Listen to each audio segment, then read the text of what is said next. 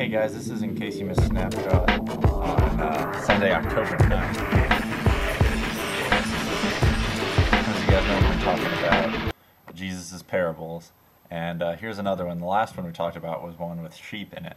So remember, sheep are kind of dumb animals and they just get scared at everything. And they need someone to follow them around. But also they have a shepherd who they trust and they listen to if they know his voice. So that's the first part. And then now today, Jesus throwing in some goats too, because I guess he likes farm animals. So here is the story from Matthew 25. This is near the very end of Jesus' ministry. This is like one of the last parables he tells before he gets crucified.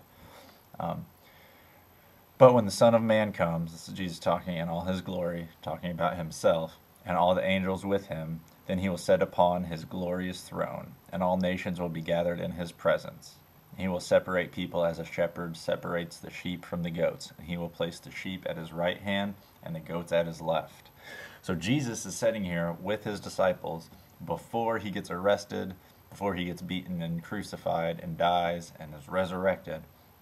He is telling them what is going to happen when he comes back the next time, when he comes back and everything is over and we are all bowing before God because God shows his marvelous mercy and grace and shows his power in the world.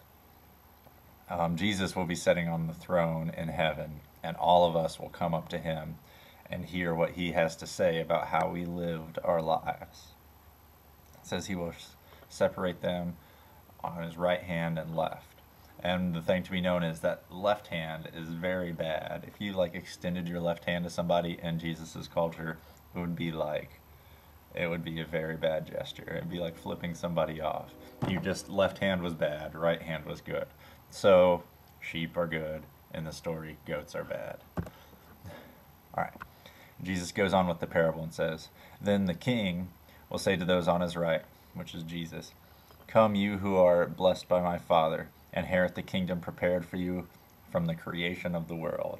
Isn't that cool that Jesus and God have been preparing this kingdom of heaven, this place where we're going to be since they created the world? It's going to be awesome. They've had so much time to work on it. It's going to be so cool just to be in his presence, but also because they've been working so hard on something like that for us, those who follow him. He says the reason you're going to be able to go into that place is because, "For I was hungry and you fed me. I was thirsty and you gave me a drink. I was a stranger and you invited me into your home. I was naked and you gave me clothing. I was sick and you cared for me. I was in prison and you visited me." If you're wondering how to be a good person, some things that will show up in your life if you really love Jesus, these are some of the things.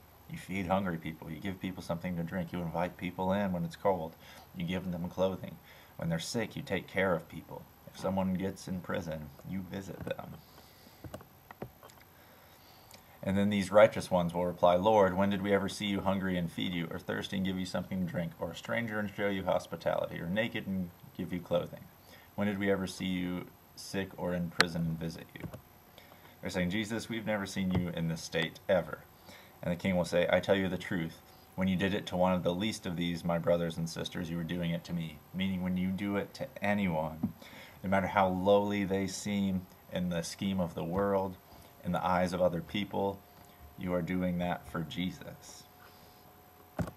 So Jesus there aligns himself with the people who are lowly and seem lower than other people. And he says, when you take care of that person that nobody else wants to look at, then you're taking care of me.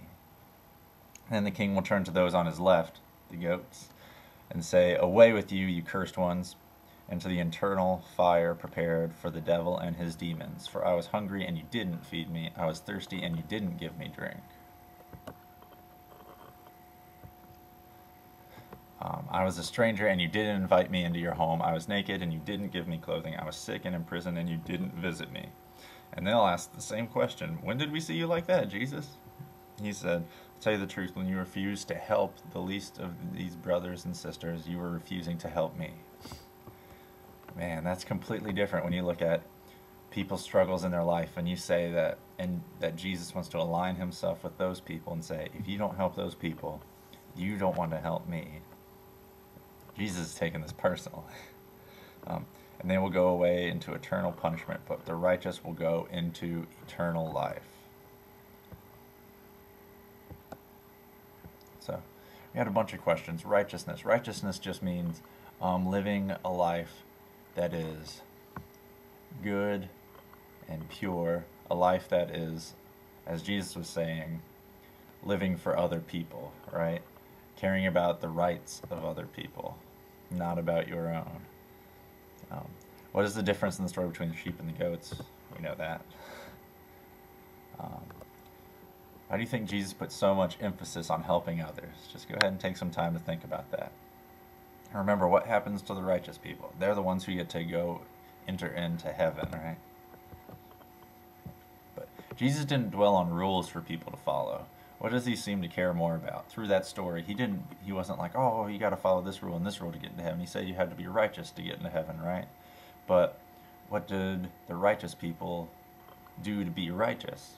They showed love and compassion and mercy and care, just like Jesus did for us. He did not have to die for us. He did not have to suffer for us. He did not have to get whipped and beaten for us. But he did because he cared for us. The God of the universe could have just stayed in heaven, but he didn't. He came down where we were to help us to endure pain and humiliation. That's what made Jesus, that's what righteousness is. Jesus modeled it perfectly, and we have to do that too. He cares more about helping other people, about showing love and mercy and kindness, than he does about a big list of rules to follow. So, how is that different from the way some people view or interpret Christianity? A lot of people think that's all we have is a bunch of rules that you have to follow, and if you follow those rules, you show up on Sunday, you don't do this, you don't do that, then you can get into heaven. But Jesus said it's not about that at all, because some of those people who were goats were probably really good at following rules. They probably went to temple every Sunday, they probably gave enough money, they probably washed their hands at the right time, and the ceremonial laws. They did all the stuff that they were supposed to do, but they didn't do what Jesus was asking them to do, showing love and care and compassion for everyone. What does a shepherd do? Remember, Jesus says he is our shepherd in the first part of the story as well. A shepherd is someone who leads their herd, who protects them as well, right? So if Jesus is our shepherd, what does it look like when we follow or live for him? Goats and sheep follow their shepherd to find things to eat.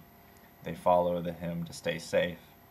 But what does it look like in our lives? What do our lives look like when we follow Jesus? So take some time to think about that. Hope you guys are doing awesome. Love y'all. God bless.